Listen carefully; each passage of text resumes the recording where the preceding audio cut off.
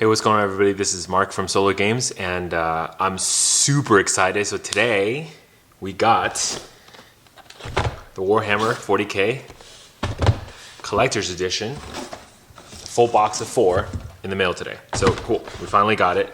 From what I can tell, the differences between this one and the normal one to the deck is really just that this one has what they call like surge foiling. Unfortunately, I don't plan on opening any of these, so I don't really know what surge foiling is. I'm sure somebody else is going to show online what that looks like, but I assume it's like this, maybe it's like kind of like so I can kind of see from this card, the foiling is a little different. It's not going to show up in the camera though, but basically it's like, it flares a little bit more, and it's a little bit brighter. Maybe that's what they mean by surge foiling. I have no clue. I think mostly, I don't even know what I'm doing for this video. I think mostly just to show you, right? I was able to play with, let's see, my friend played with the Chaos deck, and I played with the Necron deck on Sunday, so this like a couple days ago, and I can tell you that the decks play very well. I think, you know, a couple other channels have already talked about this too, but these decks are really fun. The cards are very powerful. I mean, I know it's a precon, I know that land base is a little bit slow, or very slow.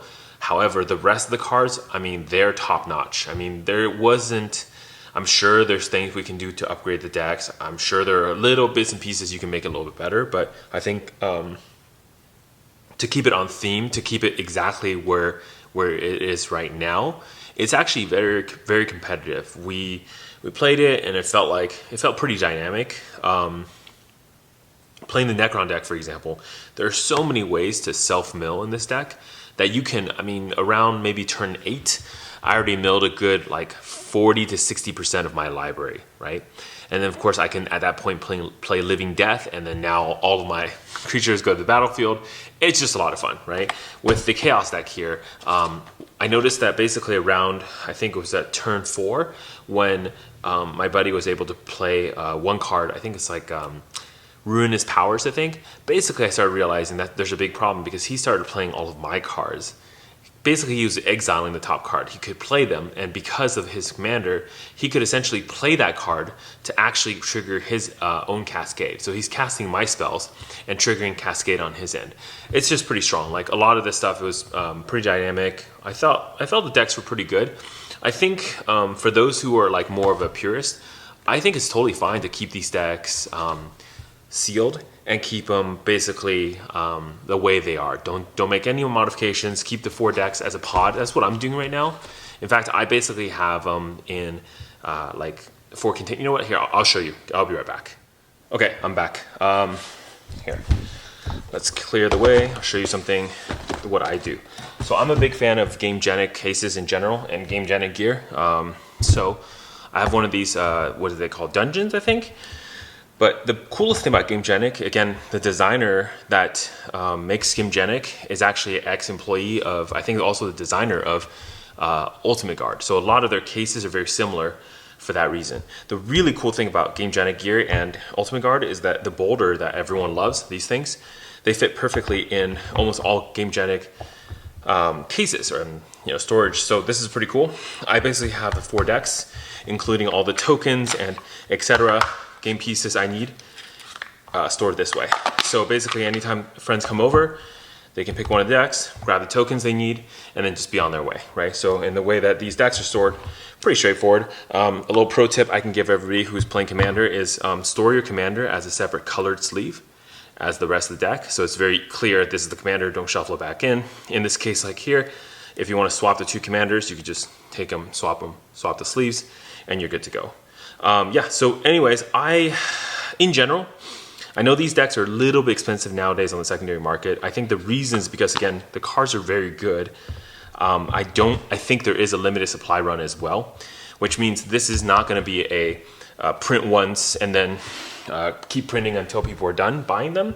They're going to print them once, and then once, once they're sold out, they're sold out. So I think that's why the prices are so high, because not only are they print, like there's a limited print run, because again, it's experimental product. They don't know. This is the first time Warhammer is coming to Magic. They have no clue if the demand is high or low.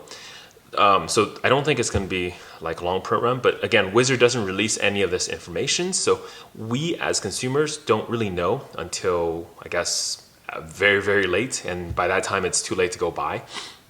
It's part of the reason why the decks are so expensive. The collector's edition especially are super expensive because these are even more limited. I mean, in fact, it's almost crazy, but they didn't really need to do this, but they could have probably numbered all these collectors. I think there's probably only maybe, by my calculation of how many stores got and everything, I think there's maybe 30, 40,000 of these total, like a set of 4, right? That sounds like a big number. It's not actually a big number if you try to supply the entire world with these things, right? So my thinking is, look, if you want to play the game, don't buy the collector's edition. Let people like me buy those things because, I really like Warhammer. I only was able to get one set. So that's the only set that's just going to probably be on my wall or whatever. I'm not really going to open these forever. That's going to sit there. And then for the playing, you could have your normal decks. And having a deck like this is great because you could just, take them to people's houses and whatever and start playing.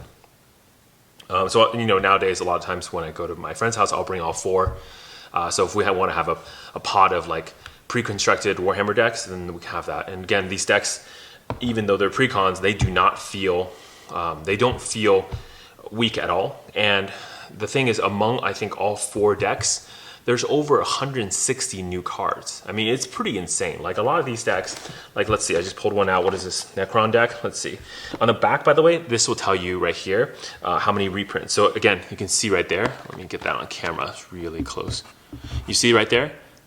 In this deck, there are 42 new cards. So there are 4 decks. Average is about 40 cards that are new per deck. And all the artwork is unique. So if you want my opinion, I think it's worth it. If you like Warhammer, I would just get a deck. Even if you don't like Warhammer, there's plenty of cards in the deck, in the sets that are like, I think just really, really good. So my recommendation, get a set, play with it, enjoy it. I don't think you'll regret it. So anyways, Mark, Solo Games, I'll see you on the next video.